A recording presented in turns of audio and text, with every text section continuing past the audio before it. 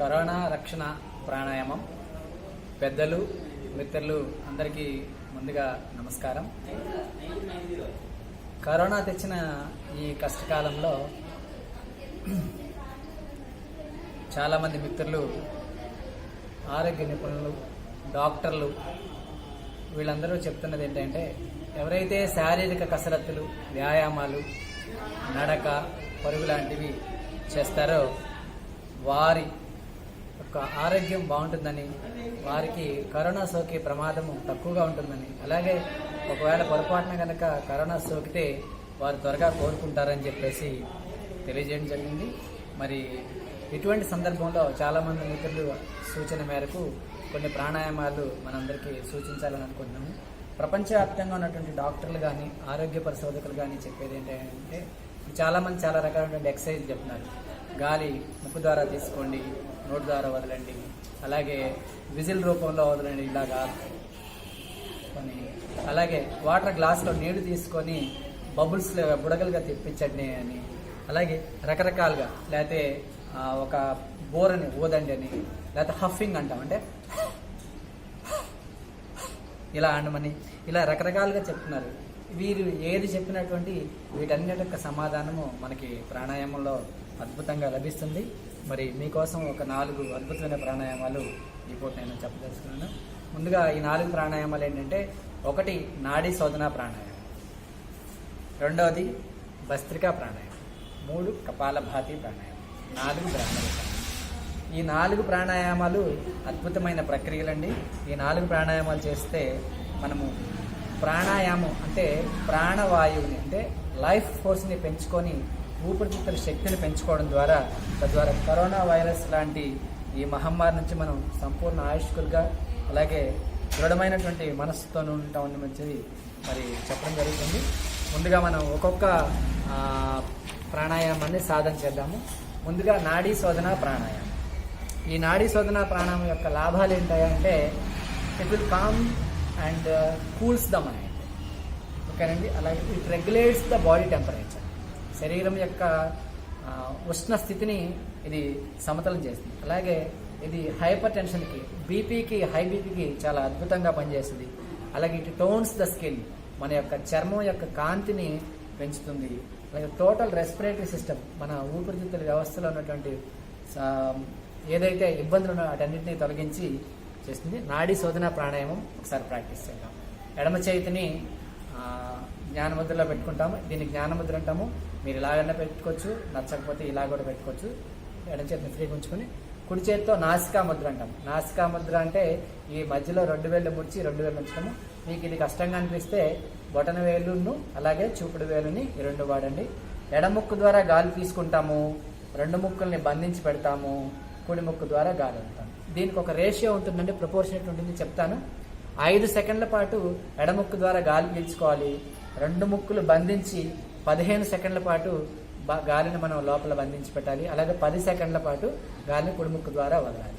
So పూరకము, కుంభకము, రేచకము అంటాం. అంటే inhalation, retention and exhalation.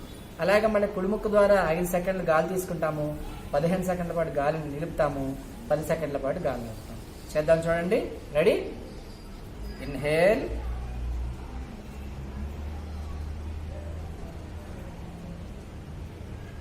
Hold,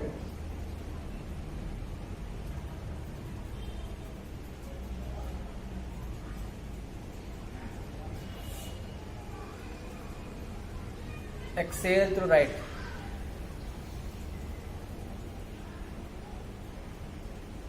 Inhale through right side. కుడిముక్కు ద్వారా గాలి తీసుకోవాలి, మళ్ళీ 15 సెకండ్ల పాటు బంధించాలి, ఎడముక్కు ద్వారా గాలిని వదిలిపెట్టాలి. ఈ విధంగా సుమారుగా 12 రౌండ్లు, యాక్చువల్గా యోగశాస్త్రం ప్రకారం 24 రౌండ్లు చేస్తే ఇది అద్భుతమైన ఫలితాలు ఇస్తుంది. కనీసం 10-12 రౌండ్లు ఇది చేద్దాం. 2వ ప్రాణాయామం అండి, భస్త్రికా ప్రాణాయామం.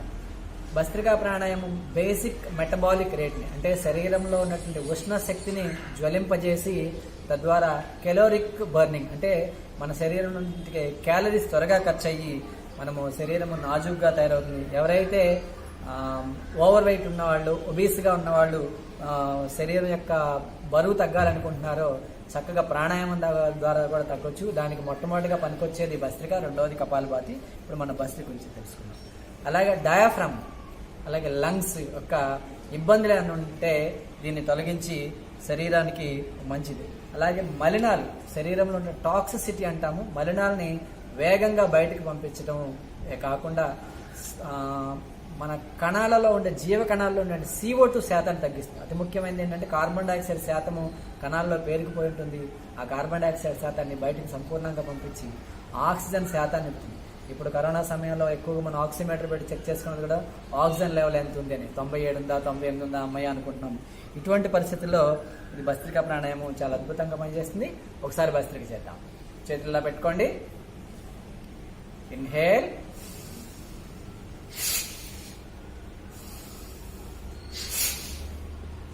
నిదానంగా గాలి తీసుకోవాలి, వేగంగా గాలి వదలాలి. పూర్తిగా గాలి తీసుకోండి.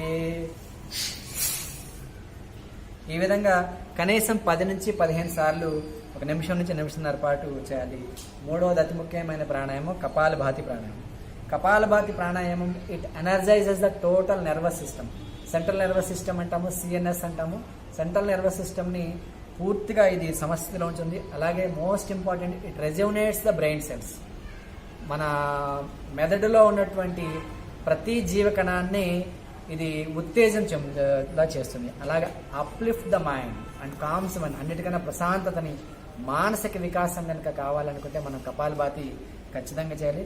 ఇంకొక అతి ముఖ్యమైన పాయింట్ ఏంటంటే డయాబెటీస్. ఎవరికైతే డయాబెటీస్ ఉందో కపాలభాతి కనుక చేస్తే డయాబెటీస్ చాలా చక్కగా నియంత్రణలో ఉంటుందండి.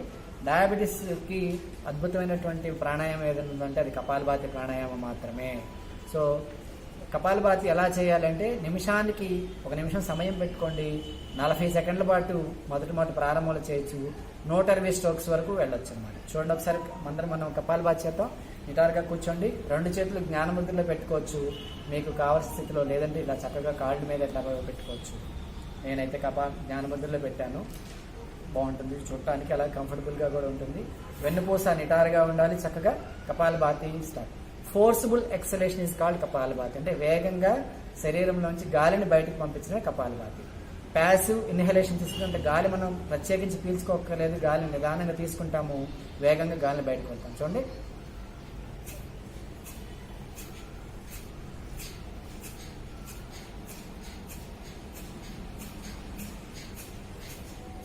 కొంత నియంత్రణ పెరిగిన తర్వాత కొంచెం వేగంగా కూడా చేయొచ్చు. చూడండి, మీ కుడి చేయిని పొట్ట మీద పెట్టుకుంటే మీ పొట్ట యొక్క కదలికలు మీకు తెలుస్తుంది, డయాఫ్రమాటిక్ మూవ్మెంట్ తెలుస్తుంది. చూడండి,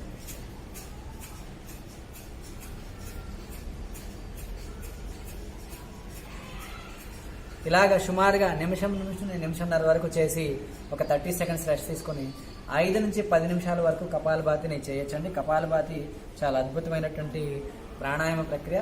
ఆఖరి ప్రాణాయామం భ్రామరి ప్రాణాయామం.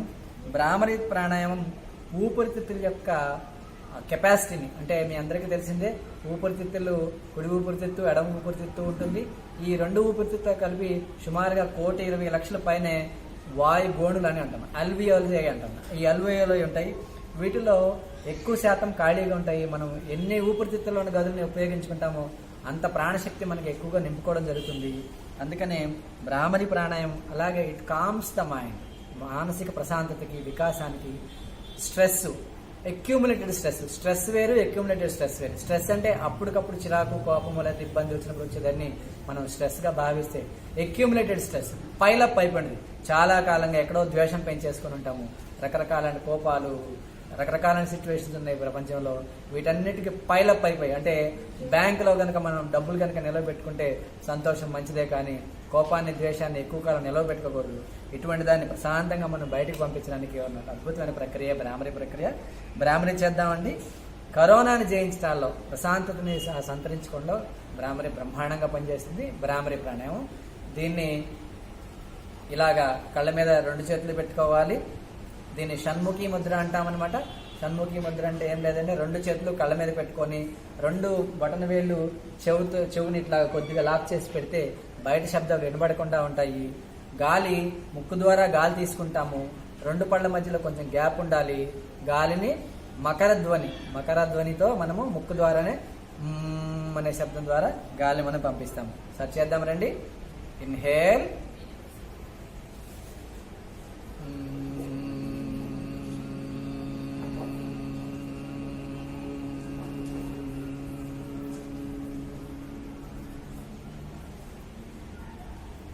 ఇలాగా సుమారుగా ఒక 10-15 సార్లు. సమయం ఎక్కువ తీసుకోకుండా ఉండడం కోసం నేను 1-2 సార్లే మీ అందరికీ చూపించదండి.